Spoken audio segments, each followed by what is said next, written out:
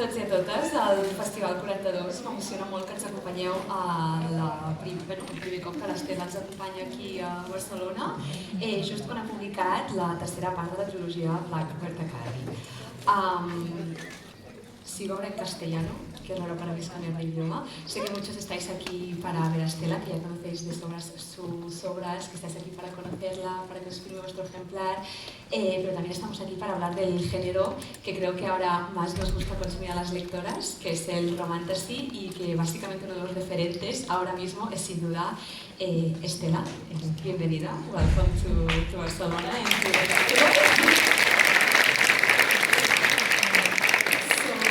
Stella actually has already written a lot of novels, but the first time that we got you here translated and we could enjoy your novels is with Blackbird Academy.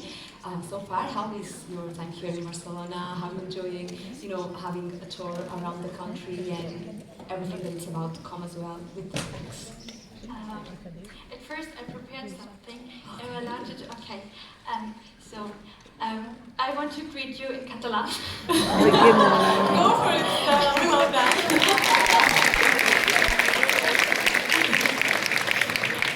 It's not going to be perfect. Be nice, okay? Bona tarda. Soc la Stella Tack, autora de Blackbird Academy. Estic molt feliç de ser aquí amb vosaltres.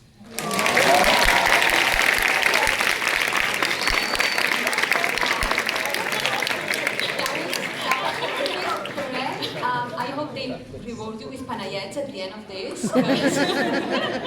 You deserve them, and it's the perfect season to have them, and you will be busy signing a lot of books, because come to me. We are ready for this. Well, Stella, starting with the conversation, I want to, before getting more deep into the series, how do you start writing? How do you become a writer, and why you decide to, try this genre, try romantasy, young adult novels? How does it start this? Okay. The first question is how I like Barcelona or Madrid. I like you. You're really kind. Thank you so much. I'm an Austrian or German author, and I love Germany. It's a great country. But you all, when you smile, you're so friendly. Because often the Germans, when they love you, they don't show it in their face. They show it deep in their soul. I see the soul, but you're all so friendly. I was very surprised. I don't feel foreign here in Spain. I feel really welcome, and everyone is happy to see me, and I'm like, oh, I'm happy to see you too. The only thing is everyone here is kissing, and I'm used to I met the chef from In Love, and I'm used to he's the chef. I am proper. I give the hand. I am polite, and they were like. Yeah, and I'm touching. I don't know where I'm touching and kissing. This is always getting me. So when you see me and you want to kiss me, just tell me, Stella, I'm gonna kiss you. And I said, okay, I'm ready for it. Okay, so this is the only confusion about that. Now when you go back to Austria, I want to kiss everyone. No, in Austria we actually kiss each other, but not in in a working, more in a family and a friendly way, not in a working way. So this is my first experience of you. You love to kiss, and I think that is good. And my way to becoming an author. How long do we have? They will sign us if we are late in time. Okay. Well, I make the quick version. I was a really young author. I became a best-selling author with 22. I actually was the youngest best-selling author in Austria. You can say yay! So much. And I published my first book when I was 19, and it was a huge failure. I think I sold like 100 copies of the book, and I think that is perfectly fine. I think your first book don't need to be a success. A lot of readers, they want to write a book, and they have the feeling about this book is crushing the book community, and everyone needs to love it. No one loved it, no one bought it, no one knew the publisher. So my first book showed me how not to publish a book. And that was important for me. And then I started getting more into this topic. How do you really be an author in Austria or Germany? What do you need? And then I quickly discovered you need an agency. or you need a big publisher. But neither the agency nor the big publishers are taking you when you are unknown. And I think now it's a little bit more easy because when you're an influencer or a TikToker, you already can bring, your influence and say, I have potential readers. But I didn't have one reader because no one read my first book. And I was searching for who's gonna take me. And there was this small publishing company in Germany, it's called Dragon Moon. And they started to have this pretty book covers. And I was like, ooh, maybe I can go inside. But the publisher said, I'm sorry, we're not taking new manuscripts. We're not taking you. So I waited patiently, like a year, and nothing happened. And I was like, I want to be famous. So I get this demo to that publisher. And I thought I was a smart cookie, because they don't need to open an email, but they need to open a big treasure chest. Just in case a bomb is there, And I was like buying the biggest chest I could find, and I was spraying it golden, and I stuffed everything inside that I could find. I was my manuscript, right? I pushed it inside, and there was feathers. I don't know where feathers. And I made like little figurines, and I put them inside, and sweets and condoms. I don't know why condoms. Okay. I put it in, and I stuffed this treasure chest with trash. Anything, the cat, everything. And my cat inside, and I was like, what are you doing? And they need 1 minute more than opening an email. And so I was sending this chest to the publisher. And normally, it's normal to wait a month. And 3 days later, 3 days later, someone called me. And this is a really funny, it was a really funny conversation. She was, hi, are you Stella Tack? And I'm, why? She was like, have you sent us this package? And I mean, it depends on it. Did you like it? Did you like it? And she was like, I don't know how to translate that in English. It's not illegal what you did. Yeah, it's illegal what you did. You know that, because you buy our attention? Yeah, something like this. I was like, oh, did it work? And she was like, yeah, kind of, I like that book, I take you. And this is how I was the only person to get into the publisher, because I snuggled inside. I always snuggle inside everything. You make difference. Yeah, I always make it different. I have in Germany, I have a little reputation. When something goes wrong, goes late, or something is scary. Really, when something's like crash, everyone's like, Stella's here. What did you do? Because I was not even in the I was not there, but I'm always there. I really ruined my reputation, but I laughed at the ruined my reputation, so no one is expecting much. So I always like, wow, Stella is so good, I'm not expecting that. I love that. And this is how I got my first bigger publisher with the Dragon Moon. And this was a book called Ovarian Peace. And it was about Greek mythology, and it was really a little bit dark, a little bit bloody, a little bit gory. But I get famous with the book because of one thing I haven't thought about at all. And the readers told me, Stella, you're funny. And no, I'm not. And they, no, you write really funny. And to that time, the German publishers have been convinced that young people, they don't have humor. In Germany, that might be a little bit true, but only, I think they just don't understand young German people, but I was the same age as that young people, so I made them laugh. And it became more or less a success. I mean, a success in a small publishing area, and my agent found me. And my agency found me, and he was like, okay, I know you're a fantasy writer, but new adult is coming. That was the time. I think you know Mona Custer, Maxton Hall. I think it was a success here. Yeah, this was the first wave in Germany with new adult, and they wanted me to write something similar. And he was asking me, do you want to write romance? And I was like, no. I never read romance, I'm not interested in romance. Why should I write a book where no vampire or dragon is the main love interest?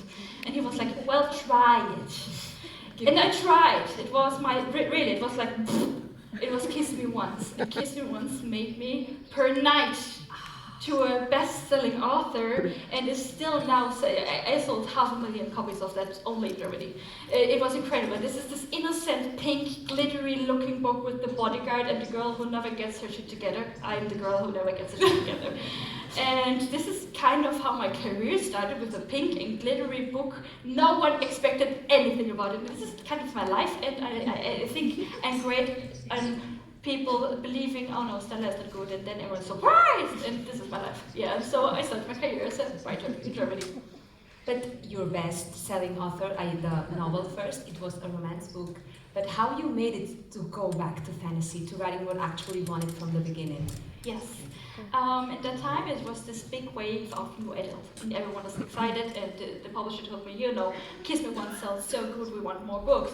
And of course I said, yeah, I can do that for you. And then I wrote another series of romance, and then I kind of had this burnout feeling, like it was so uninteresting for me to that moment, that the only thing they need to do is kiss or having sex with someone under 14. I cannot see. I'm sorry. When there's a mom, just close your eyes as your daughter. One time I forgot to ask. Okay, yeah. And then the lights were going on, and the all teenagers. Everyone have 13, not older. And there was this one mom, and she was like, "Wow!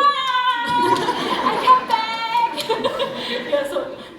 Yeah, you look older than 13. Okay. Or just look at the first row. Yeah, and you will not worry. Yeah. Oh, your husband, you are not allowed to be here, right? You look miserable. No!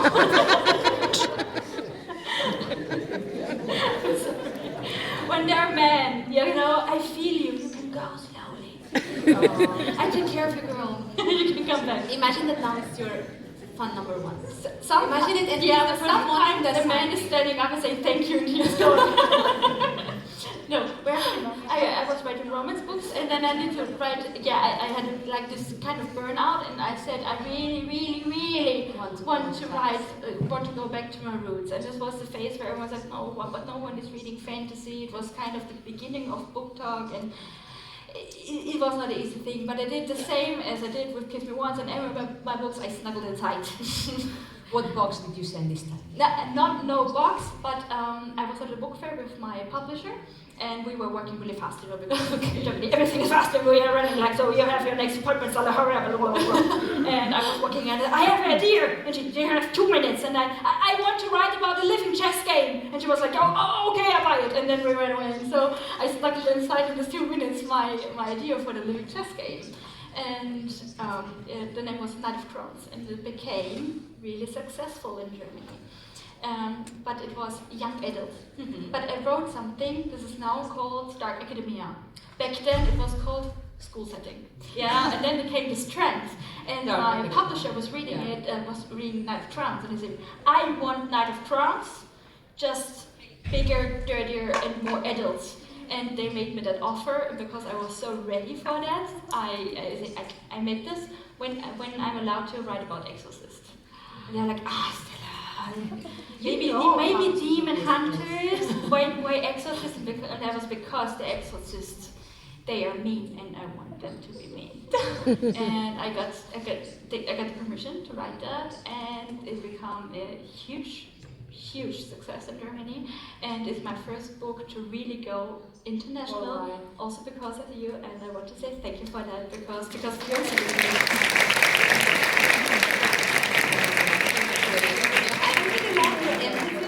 like, you really try hard. When you want to do something, you keep going, and amazing things like this happen. We are here today talking about actually these fantasy novels that they took longer for you to actually make them happen, but they happened and they went so well. But you choose a really dark concept. You choose, light and darkness, exorcism. You choose a topic that it was not that long time ago.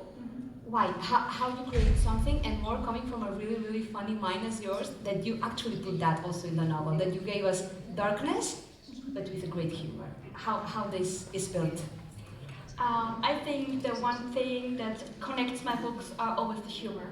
The darker the book is, the more humor I put in, because I really have the feeling this world is also miserable. I'm writing mainly for teenagers, and teenagers, you know, they struggle in life. Everything is shitty because they are teenagers and life is horrible.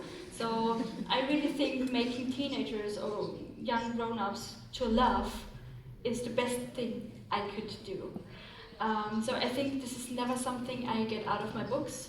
And it's connected with my personality and also with my writing skill. When you open my book and read one page, I want to say, Stella wrote that. So it becomes a little bit standing of mine.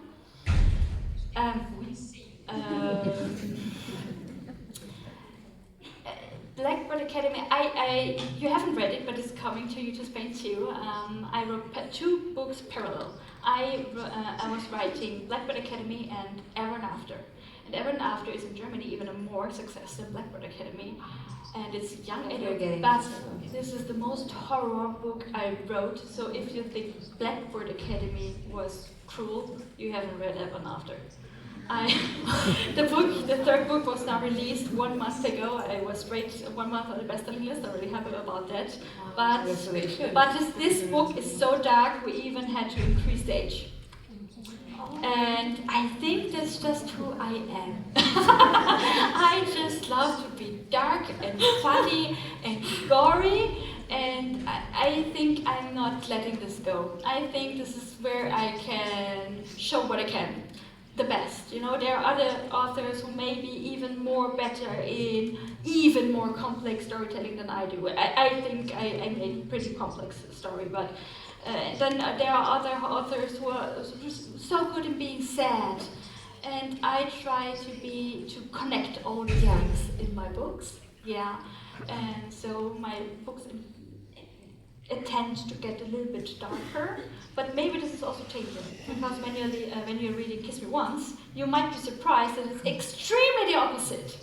So this is funny and pink and glittery and all about sweets, and she's drinking Gatorade non-stop, and he's like grumpy all the time, and they fight all the time. So this is, sometimes people get confused when we Kiss Me Once and you have to check Academy twice. Yeah, is this the same author?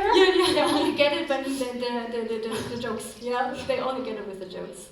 And Blackbird Academy just turned out to be this because I think exorcists are dark. It comes really natural, you know. I have a hard grip on the world building. I'm really on top of the world building, you know. This is really something I put my brain cells into. But I am a person who loves to let the characters make what they want. Mm-hmm. So the dynamic you're reading, this is all coming because the characters told me to, not because I told them to do. So Blackbird Academy turned out because it wanted to be, and Ever and After turned out even darker, even though it's for younger ones. And I'm writing on a new story, and I'm surprised myself is coming out of me. So it's really fluently what I write, and I just hope that it's received well, but I never knew. Well, it grows in you, and you follow it. Actually, you in the story that you trust and you believe, you pursue it, and every time it's getting more successful and more successful. I guess that the story that you are wanting to share with all your heart connects with your readers, and that's something really, I think, amazing and hard to do nowadays, to have this connection through your words. Mm-hmm. Sometimes not every author gets it, and more when you talk about sort of dark topics, that you get this sense of humor, and also you make your characters really reliable, really like you can feel the same emotions as them. Even if you are having fantasy, it's like, oh yeah, girl, I feel like I understand what are you going through. So going in more deep into your characters, I really want to know how you create such a diversity in characters and how you make them so different, really, you know, strong by their opinions. For example, your main character, Leaf, like how you create these characters, if you have inspiration from someone you already knew, from your personal, sometimes even experiences, how they born? Well, what's special on Blackbird Academy is that there's only 1 female and 3 male POVs. This was even new for me, but I personally love to write male persons, yeah, the male POVs.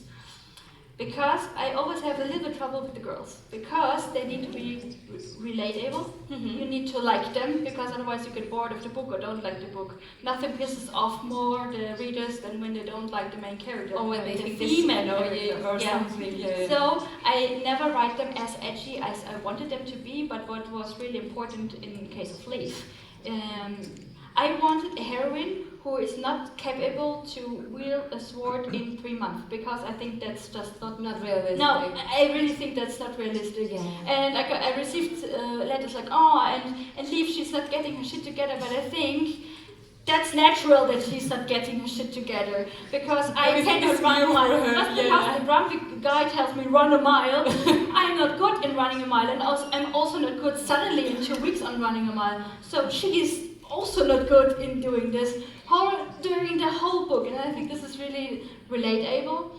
And her journey, her learning journey, might be a little bit longer than it normally is for heroine.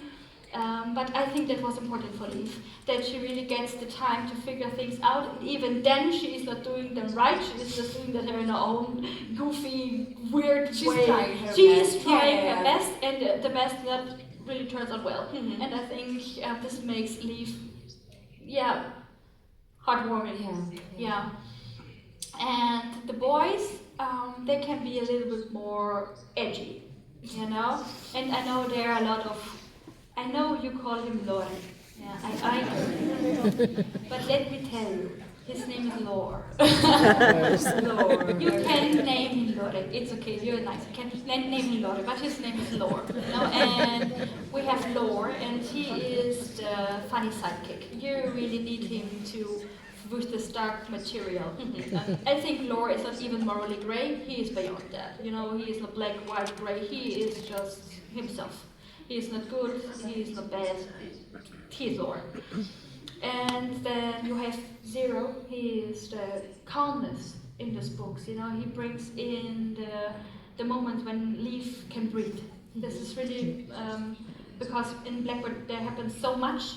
You sometimes need to breathe through a book to process what happened. And then you have Crane. Crane is this one character I haven't planned that much. He was snuggling inside and making his way. Yeah, he was breaking through the book. He was surprising me. He was not the character I intended him to be, and I really, really enjoyed writing his POV and her book, because I think we need Crane to really understand the world of Blackbird Academy.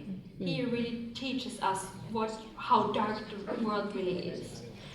And he's the broken one, and I really feel sorry, even though we know he's funny, he is really broken. And I also want to have a hero that can't be fixed. And I think Leaf never tries to fix him, and this is important, because we girls intend to, oh yeah, he's so bad, but I want to fix him. Yeah, I can Leaf fix never him. tries that, and Crane never asks her to fix him. And Falco was always, at the beginning, he was the main love interest. And I know you love Lore. I know why you love Lore. I intentionally wrote him to be liked, you know. But much more interesting was Falco, because he was the extremely opposite of myself. I loved writing his, you know, something like this. He would correct it instantly. And I really think it's sexy when he's like doing. I really enjoyed his character for being so straight. He is following the rules, and I think the book would have been unbalanced without Falco. I know he is not the loved one, because he's not joking around. You know, he's straight, and the book needs that. Leaf needs that in some parts of the book. And the most complicated thing in Blackbird Academy is the love story, because just because you love someone doesn't mean that he's good for you. Yeah. Just because you want someone in a sexual way doesn't mean that you have to love him. And all the characters have their own way to express their love and their need for feelings. And I know this is not always received well, because I know that people for complicated questions, people want to have easy answers. And Blackbird Academy is not giving you easy answers, and it also is not giving you an easy ending. I tell you that. I made a good ending, but not an easy ending. And what was most important to me is that at the end, it's not a spoiler, just to tell you this, Leaf needs to choose herself. Overall, you girls too, and the boys, you need to choose your own strength. You accept to be who you are. Doesn't matter if it's good or not, or something in between. And this is the real answer to Blackbird Academy, that she needs to choose herself, and then she can get a boy if she wants it or not. And this was the complexion of Blackbird Academy, and I know everyone, I know you want, oh, does she end up with Lauren? I don't tell you this, yeah, but I know what you want, but I think the book needed something more complex, and I'm proud of the ending, and even if it's sometimes pissing the people off, but I'm actually really proud what I created with the Blackbird Academy.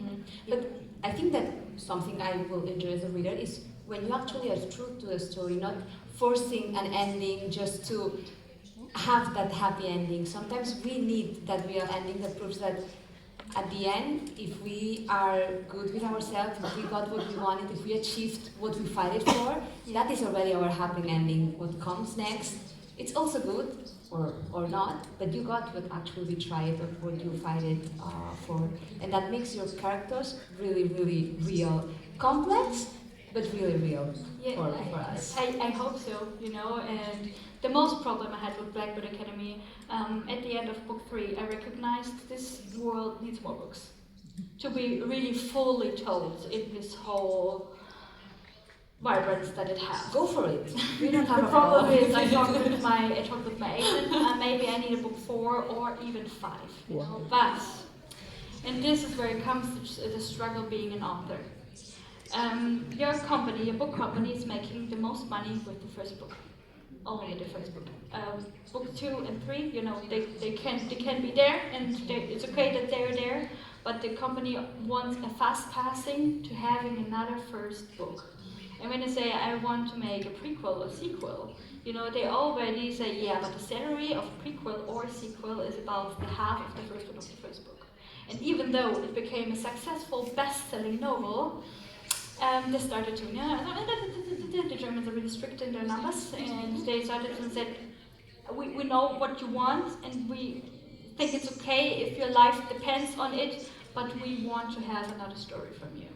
And so we discussed, and we talked about, and then we decided that Blackbird 3 is the ending of the book, but for your soul, I can tell, I wrote Crane an own story. I'm not sure if I ever have the chance to publish it, but he has. Someone is having a heart attack in the process. he has his own story. He is existing. You can think about all you want in that story. This book has a semi-open ending. It has an ending, but it's open for your imagination to tell even more, because to be honest, the book wants to tell more. Yeah.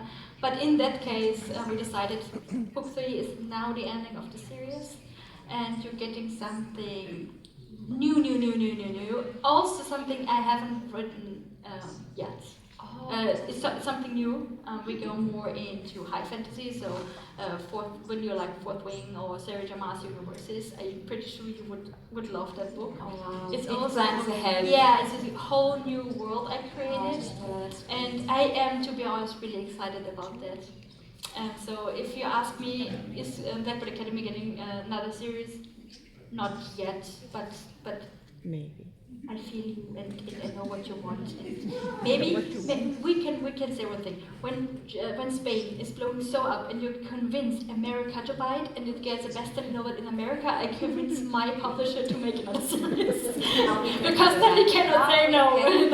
When it's really blowing up worldwide, I write another book about it, because then my publisher cannot say no, and then the number sucks. But I have to say that I'm surprised about this information you shared us, because how they let Cassandra Clare write so many books. Yeah, no one stopped her ever. It's America, okay? Oh, okay. When my books total sold in Germany about 1 million, and this is really, really huge for Germany. But when you have a bestseller in America, it sells 5, 10, 15, 20 million times, and then you have instant 20 different countries, who are selling your books. So then you say, okay, the first book has 10 million readers, the second book has only 5 million readers. And for the Americans, it doesn't matter, 5 million are still enough, right? But when you break that down to the German market, it's a little bit smaller than the American market, and then they instantly start to count. So I know we have this lovely thought about publishers, but this is a company. And the company wants numbers, and they always want to have the highest numbers, so sometimes a book has to sacrifice for numbers, and this is the harsh reality. I'm so sorry, don't cry.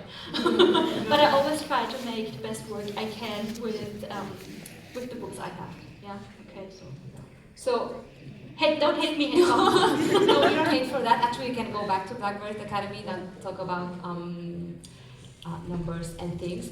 Can you tell us how you decided to make it actually fantasy novels, but with a really reliable world? We have seen Japan, we have seen cities that actually we know. We made it kind of an urban fantasy, but it's so magical on its way. I want to ask you how you choose the scenarios and also how you create the magical elements and everything. The publisher wanted me to have this classic Blackbird Academy. They sent me a mood board what they think Dark Academia is. And this was like beige and skirts and a little bit spiderwebby. Dark and Hogwarts, something like this. And I said I want to have a cooler modern version. I want the setting in New York. I want to have them black coats and a black uniform, and I want to be them more vibrant. I want to have them cool weapons. And we discussed it, and I was allowed to write the first book in America, but they told me, but they really, really want the traditional Blackbird Academy thing. So I said, okay, maybe they can travel to Great Britain, where they are much more reserved and have really the traditional way in being a Blackbird Academy. And so this is how I decided the first one is in America, the next one is in Great Britain, and the next one is in Japan. Because my sister lived in Japan for 2 years, and so I was visiting her, and we still saw all the temples, and when I was looking... It's really magical, actually. It's not the definition of Dark Academia, but it has a really spooky magic if you look. I've been to Japan this summer. Yes. I really love it. So it's amazing. To be honest, when I would have written a fourth or fifth book, I think the fourth book would have shown even more from Japan and those magical things. It is so hard. Every book needs to be expressed in its own way. Every new demon has to be introduced. How the Blackbird Academies are. This is robbing a lot of time and explanation that could have filled with even more plot. So afterwards I regretted a little bit. I was like, oh, maybe the plot would have been more tight if the whole series would have been played just in America. But I did what I did, and I think it turned out how it should be, and it's fine. It's fine. And when you tell me it's okay, then it's okay. It's okay. It's okay. We travel with you, so that's actually magical. And how you create the magical system? How that idea came up to you? I know you said that you wanted to write about exorcism, but how you create this? Why you choose, using a lot of the darkness? How does it come? Because as someone who tries sometimes to just read, I write. Well, I wanted to make something complex. So the easy way would be, they are exorcists and they are just killing demons. But then I created the different kinds of specialists that they're doing. You have the Shintoists and what they are doing, and then you have Crane, who is a vampire hunter. So I created different kinds of demon hunters, and then I started to look for different demon kinds, and I started to make this, this demon is for this, and this demon is for this, and then you have then I started to see, okay, I need to build up a whole new political system, and I thought about what could it be, and then I watched documentation about Sekten. Is there someone who can translate Sekten? It's like the Ku Klux Klan, Una secta. It's secta. Es secta, ¿no? Sí. I was watching a documentary about sectas and how they built up the system. And how they change your mind. And how they change their minds and how the political system of that is working. And I was implanting that to the Blackbird Academy and House the Sister runs.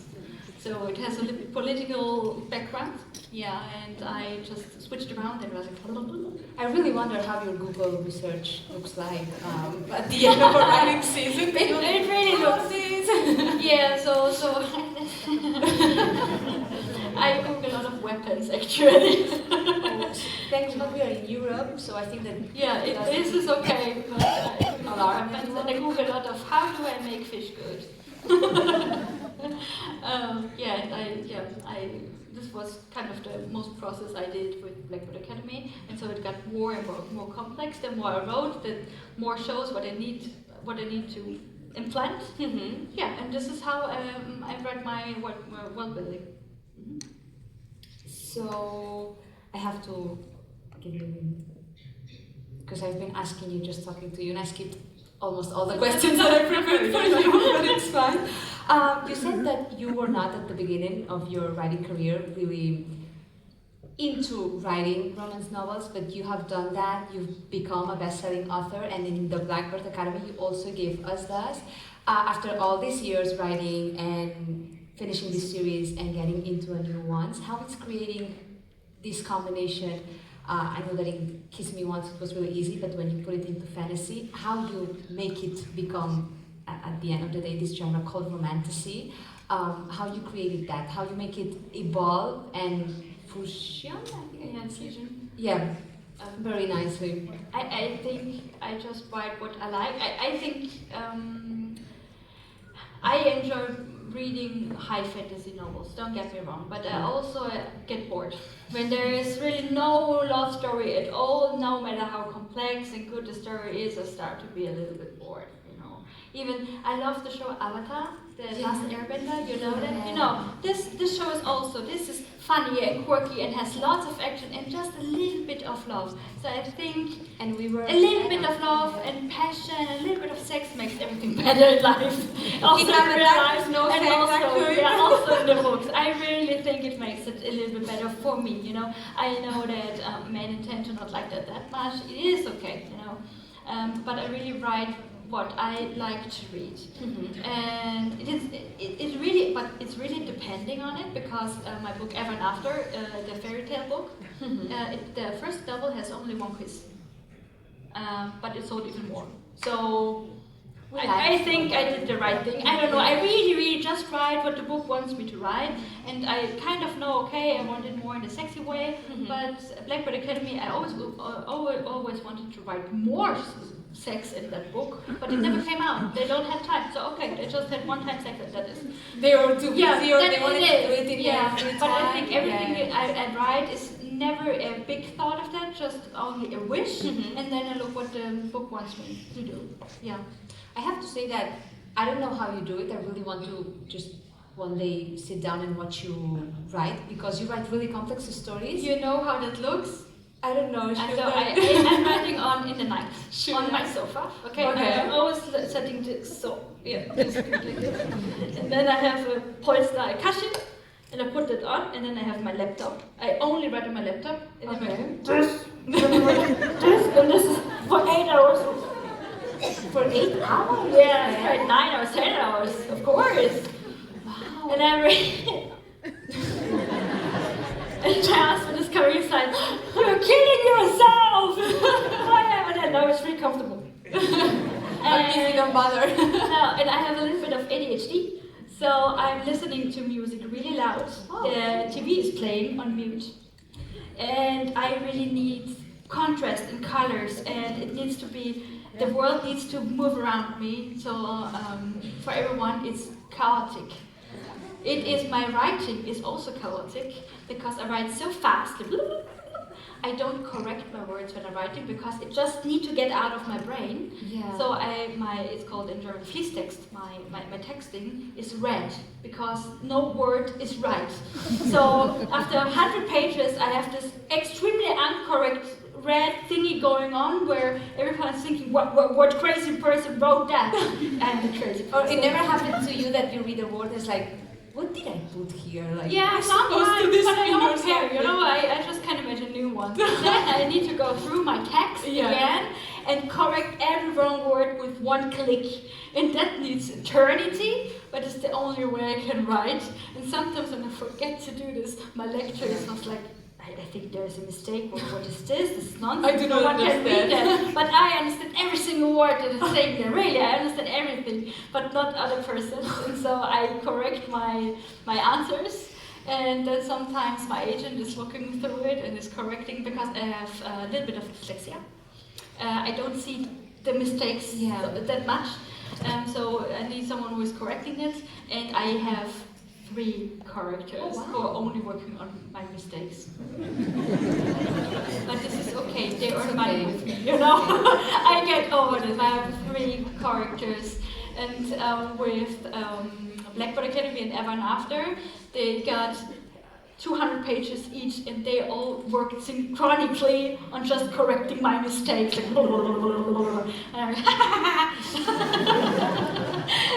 yeah, so my writing style is messy, but it works.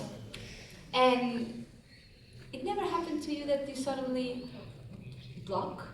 Like, because as you express it, it comes everything through, but did you ever have to deal with, you know, a block that you couldn't write any words, or you sit down for 8 hours and you see that the story is not going as you planned? You said that your characters live themselves, their life, they write their own story. But how you handle when such a not easy story, because you put a lot of things in every story you write, how you deal with days that you don't see any words coming to you?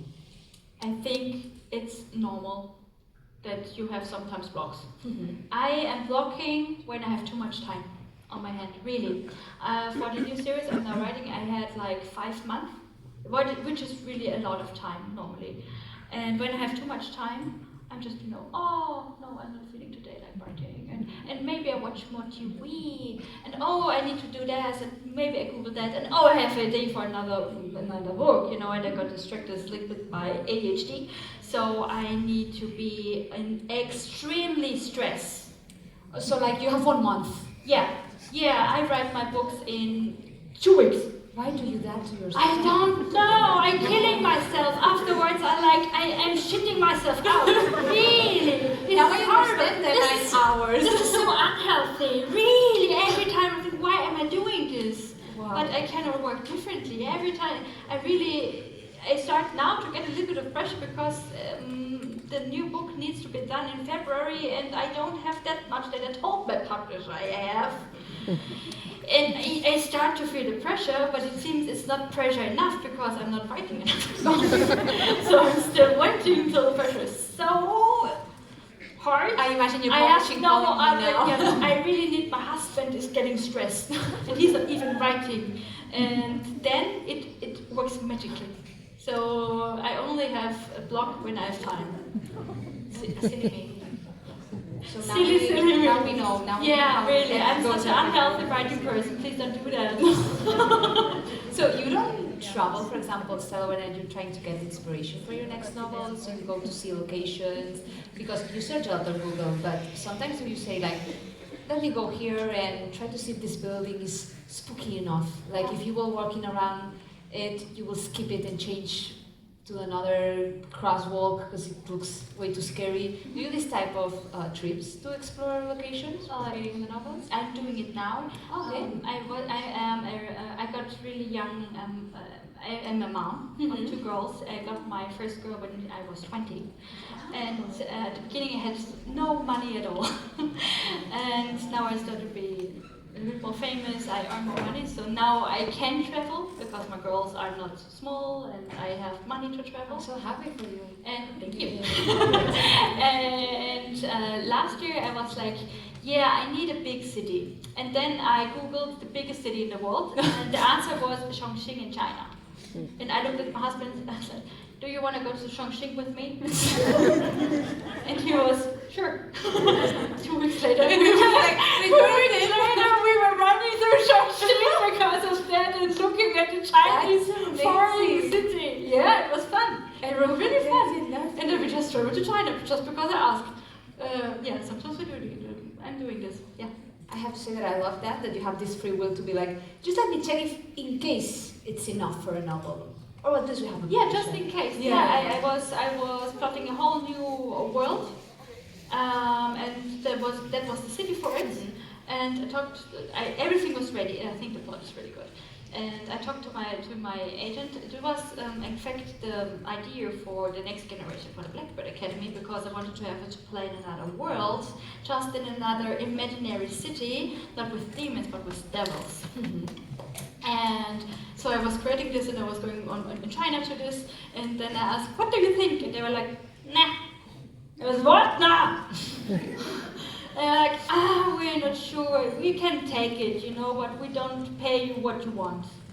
And then I was like, well then no. And then I was going away. And then I was coming back, what do you want? And then we came up with another story, and then we come together, and then they paid me what I wanted, and so we got it. But I traveled through China, breaking through China for an idea that now lays in my computer and is waiting. But my stories never linger long there. I am sure then I get another idea, and then I can reuse it for another occasion, and then I sell it to someone different or something. So it's never wasted time, and I really start to enjoy my life now that I can travel. You know, I'm free now. I'm 30 now, and now I start to be free because I wasn't free in my 20s. Yeah, and they say that the 30s are the new 20s. That you actually don't have more pressure, and you do whatever you want, so go for it, Stella. I got this crisis, you know.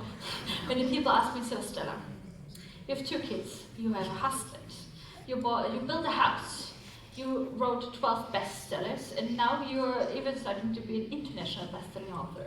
And now you turn 30. What do you want to do next? Because you have done it everything. And I was like, I don't know!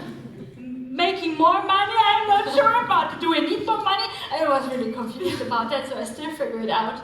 But it will eventually come to you. I'm just open what happens, you know. And I think this I'm going to South America too. Yeah. So I think this is a nice start for a new Stella generation. So the last 10 years I was in Germany, and now I'm really. I don't know, I like to be more international, and maybe it's turning out really well. And so my next 10 years I start to be international. I think this is the next thing. we are crossing fingers for that. Stella, it was a blast to talk to you. But well, as I mentioned you before we came up to the stage, it's an amazing opportunity to have you here, and I don't want to be the only one asking you tonight.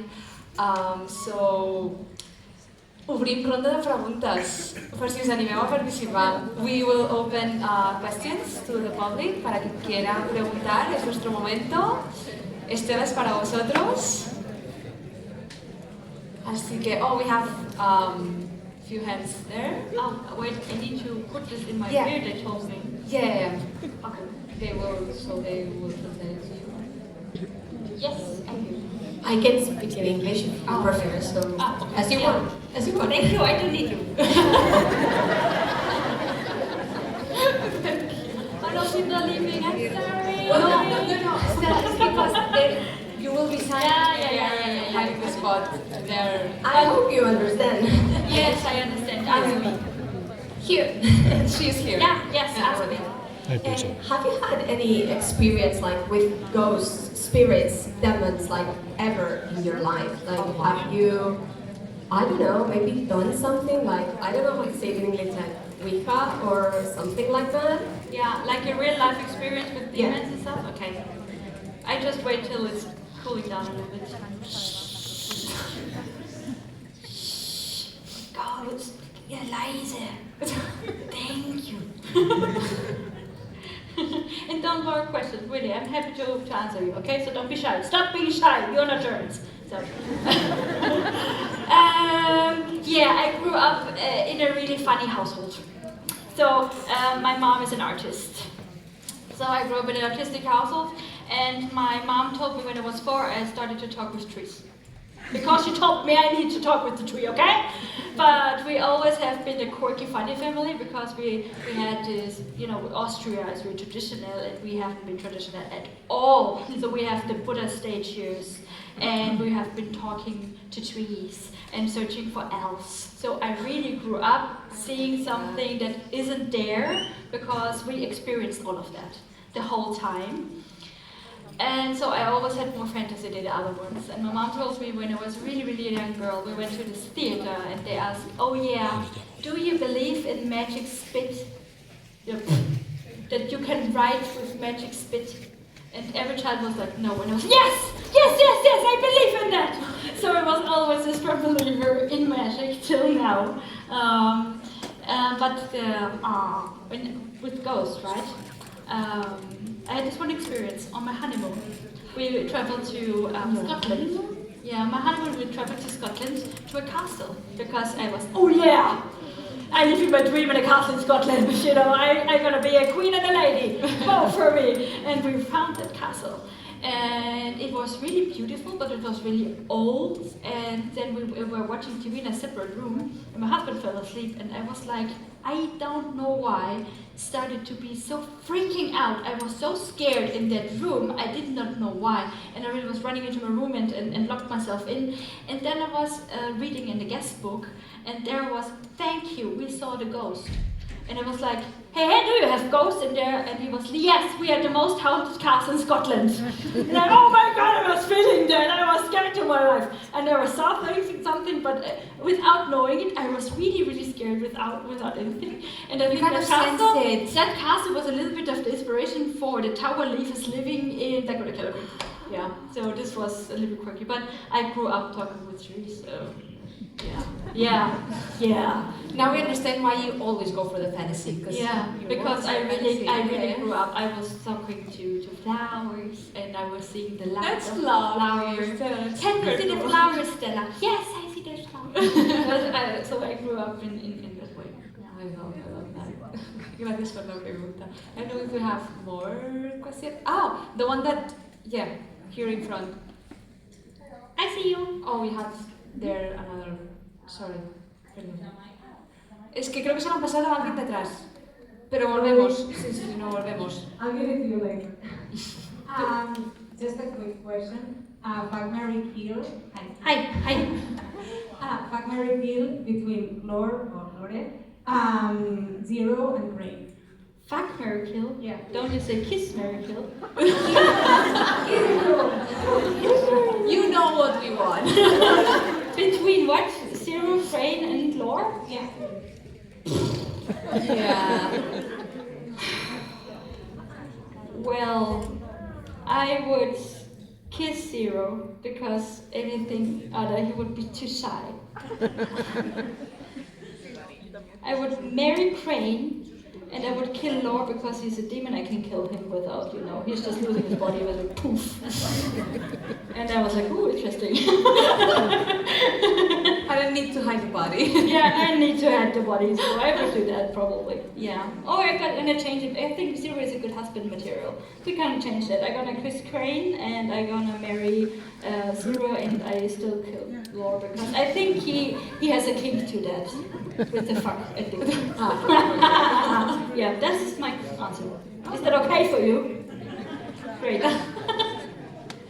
And now we go to the one in the side. I want to know, I saw in the third book that you inspired in Yukio Kimura from the Blue Exorcist. Mm-hmm. I want to know if it's possible that in the future books you have more inspiration in Japanese culture or anime or something like that, because I love when I saw that you watch anime. Yes. So that's my question. It's possible that in the future books you have more inspiration of some kind of anime or Japanese culture? Mm-hmm.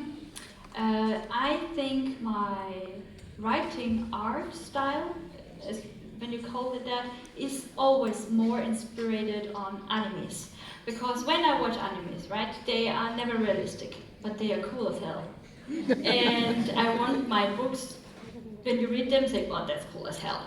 So sometimes I get agrees with, and the fighting scenes, they are not realistic at all. I don't want to be, I want them not to be realistic. I want it, it's like you're watching a movie or an anime, and so I always write a little bit over it. The emotions always are a little bit over. The humor is always a little bit too much, because I think when it's a little bit too much, you feel it more. This is the thing I really like about animes and mangas, and my biggest inspiration is always the anime and manga culture. So it always gets influenced me. The next book also, it started as a joke. I love when my book started with a joke, because that anime was so unhinged. It was so weird, and I was like, I could write something like this. Wait. I could actually. I could, but I can't. Well, I had to sell it to my publisher. And when I talked to them, I said, yeah, I had this idea. And they was like, no. Especially Ravensburger. Yeah, Ravensburger is more known for child books and like being nice. And I came up with this idea that it's not nice at all. And they were like, no, Ravensburger is not doing this with you. 10 days later, I succeeded! And everyone, wow, you break Ravensburger, Stella. No one is allowed to do that except you. I know. And it started with an anime. So it should always be the inspiration. Yeah, You will have another question. Don't be shy.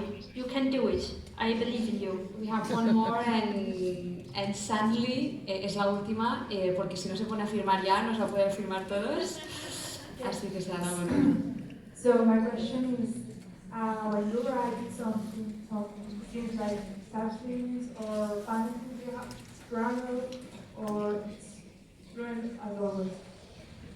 I know that people are struggling with writing sex scenes. I never struggle. Why should I struggle with writing sex scenes as a woman? I know what I do. And I also love writing sex scenes as a POV of a male. And also, I think the humor is what comes naturally to me. This is never a problem. I get more problems when it needs to calm down. Because it comes really natural. Yeah, when it's calming down, and then it needs to be more. Let's get serious again. Yeah, because I get bored. But Okay. I know it's necessary, and I always want to have the fast pacing and the funny jokes, but you can't do always funny jokes. So I struggle with what most authors are easy with, and I'm easy with most authors don't Yeah. like to write. Yeah.